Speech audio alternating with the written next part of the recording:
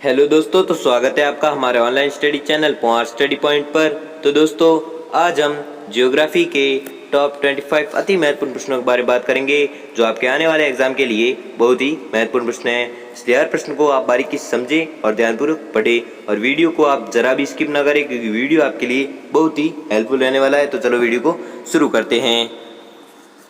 आपका पहला सवाल है कि बुध सूर्य का एक चक्कर लगाने में कितना समय लेता है। बुध सूर्य का एक चक्कर लगाने में कितना समय लेता है? तो आपका उत्तर होगा 88 दिन। ठीक है, बुध सूर्य का एक चक्कर लगाने में कितना समय लेता है? 88 दिन लेता है। अगला देखते हैं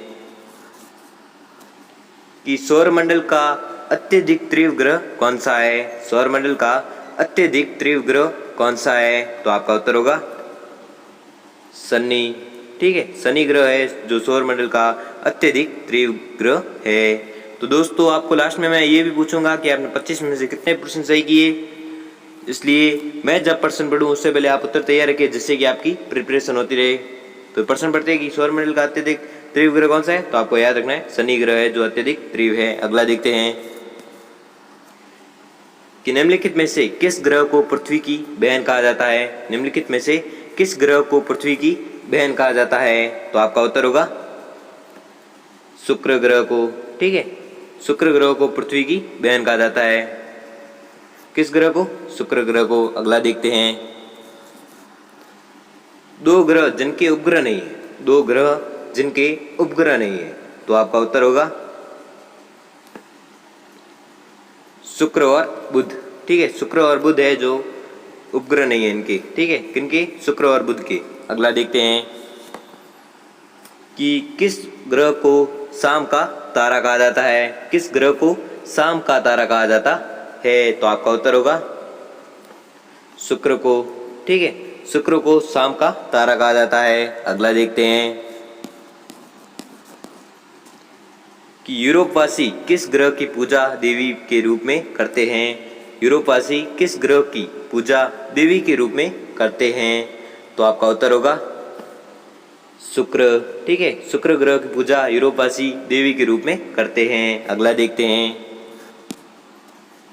कि पृथ्वी की उपसौर स्थिति किस महीने में होती है। पृथ्वी की उपसौर स्थिति किस महीने में होती है? तो आपका उत्तर होगा जनवरी। ठीक है, जनवरी महीने में पृथ्वी की उपसौर स्थिति होती है। अगला देखते हैं कि पृथ्वी की सबसे ऊपरी परत के लिए सर्वप्रथम सियाल शब्द का प्रयोग किसने किया है।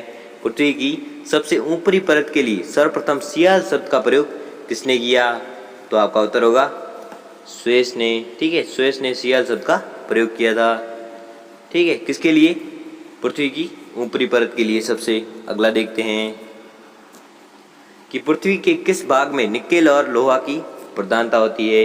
पृथ्वी के किस भाग में निकेल और लोहा की प्रधानता होती है? तो आपका उत्तर होगा नीफे। ठीक है, पृथ्वी के किस भाग में निकेल और लोहा की प्रधानता होती है? तो आपका उत्तर होगा नीफे। नीफे भाग में निकेल और लोहे की प्रधानता होती है। अगला देखते हैं कि भूपृष्ठ की किस परत में बेसाल्ट चट्टानों की आवश्यकता है। भूपृष्ठ की किस परत में बेसाल्ट चट्टान की आवश्यकता है? तो आपका उत्तर होगा सीमा। ठीक है, भूपृष्ठ की सीमा परत में बेसाल्ट चट्टानों की आवश्यकता है। अगला देखते हैं कि पृथ्वी की आंतरिक संरचना के संबंध में महत्वपूर्ण जानकारी का स्रोत क्या है। पृथ्वी की आंतरिक संरचना के संबंध में महत्वपूर्ण जानकारी का स्रोत क्या है? तो आपका उत्तर होगा भूकंप विज्ञान। ठीक है, पृथ्वी की आंतरिक संरचना के संबंध में महत्वपूर्ण जानकारी का स्रोत क्या है? भूकंप विज्ञान। अगला देखते हैं कि पृथ्वी के कुल द्रव्यमान का लगभग कितना प्रतिशत मेटल में पाया जाता है। पृथ्वी के कुल द्रव्यमान का लगभग कितना प्रतिशत मेटल में पाया जाता है? तो आपका उत्तर होगा 68%। क्या पाया जाता है? मेटल में पाया जाता है। अगला देखते हैं कि स्थल मंडल का विस्तार कितने किलोमीटर की गहराई तक है। स्थल मंडल का विस्तार कितने किलोमीटर की गहराई तक है? तो आपका उत्तर होगा 100 किलोमीटर की गहराई तक है। किसका? स्थल मंडल का विस्तार। अगला देखते हैं कि पृथ्वी के भूपट्टी में कौन सा तत्व प्रचुर मात्रा में पाया जाता है। पृथ्वी के भूपट्टी में कौन सा तत्व प्रचुर मात्रा में पाया जाता है, तो आपका उत्तर होगा एल्यूमिनियम। ठीक है, एल्यूमिनियम है जो पृथ्वी के भूपट्टी में एल्यूमिनियम प्रचुर मात्रा में पाया जाता है। अगला देखते हैं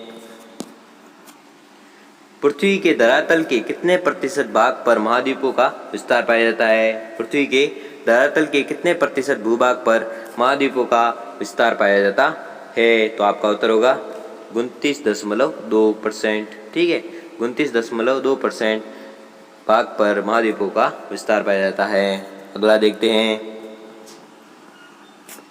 कि पृथ्वी ग्रह की संरचना में प्रावार के नीचे क्रोड निम्नलिखित में से किस एक से बना है। पृथ्वी की संरचना में प्रावार के नीचे कोड निम्नलिखित में से किससे बना है, तो आपका उत्तर होगा लोहे से बना हुआ है। ठीक है, क्या बना हुआ है, पृथ्वी की संरचना में प्रावार के नीचे कोड बना हुआ है, जो किसका बना हुआ है, लोहे का। अगला देखते हैं कि पृथ्वी की 3 सकेंद्रीय परत में ऊपर से दूसरी परत का नाम क्या है। पृथ्वी की 3 सकेंद्रीय परत में ऊपर से दूसरी परत का क्या नाम है, तो आपका उत्तर होगा सीमा।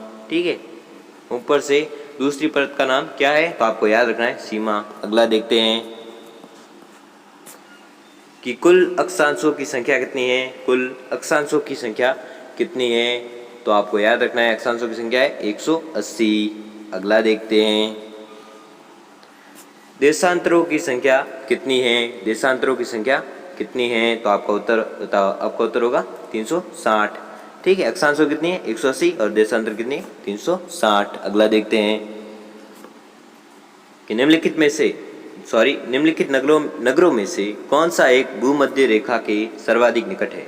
निम्नलिखित नगरों में से कौन सा एक भूमध्य रेखा के सर्वाधिक निकट है, तो आपका उत्तर होगा सिंगापुर, जो भूमध्य रेखा के सर्वाधिक निकट है। अगला देखते हैं कि निम्नलिखित में से किस देश से होकर कर्क रेखा नहीं गुजरती है। निम्नलिखित में से किस देश से होकर कर्क रेखा नहीं गुजरती है, तो आपका उत्तर होगा जायरे। ठीक है, जायरे से कर्क रेखा नहीं गुजरती है। अगला देखते हैं कि अंतर्राष्ट्रीय दिनांक रेखा कहाँ से होकर गुजरती है। अंतर्राष्ट्रीय दिनांक रेखा कहाँ से होकर गुजरती है, तो आपको याद रखना है 180 डिग्री से होकर गुजरती है अंतर्राष्ट्रीय दिनांक रेखा। अगला देखते हैं कि ग्रीनविच किस देश में है। ग्रीनविच किस देश में है, तो आपका उत्तर होगा यूके में। यूके में क्या है, ग्रीनविच स्थित है। अगला देखते हैं कि एक देशांतर को पार करने में 2 स्थानों के स्थानीय समय के बीच का अंतर क्या कहलाता है। एक देशांतर को पार करने में 2 स्थानों के स्थानीय समय के बीच का क्या अंतर होता है, तो आपको बताना है 4 मिनट का अंतर होता है। ठीक है, तो प्रश्न पढ़ते वापस है कि एक देशांतर को पार करने में 2 स्थानों के बीच स्थानीय समय के बीच का अंतर 4 मिनट का होता है। अगला देखते हैं कि अंतर्राष्ट्रीय तिथि रेखा का निर्धारण किस वर्ष किया गया। अंतर्राष्ट्रीय तिथि रेखा का निर्धारण किस वर्ष किया गया, तो आपको बताना है 1884 को किया गया था। क्या किया गया था, अंतर्राष्ट्रीय तिथि रेखा का निर्धारण किया गया था। कब, 1884 को। तो दोस्तों, आपने 25 में से कितने प्रश्न सही किए वे हमें जल्दी से कमेंट में ज़रूर बताएं, वो भी सच बताएं। ठीक है, और आपको अगर वीडियो अच्छा लगा हो तो वीडियो को लाइक, और हमेशा ज्योग्राफी के क्वेश्चन देखने के लिए चैनल को सब्सक्राइब और बेल आइकन को प्रेस कर लीजिए, जिससे कि वीडियो की नोटिफिकेशन आपको मिलती रहेगी। धन्यवाद।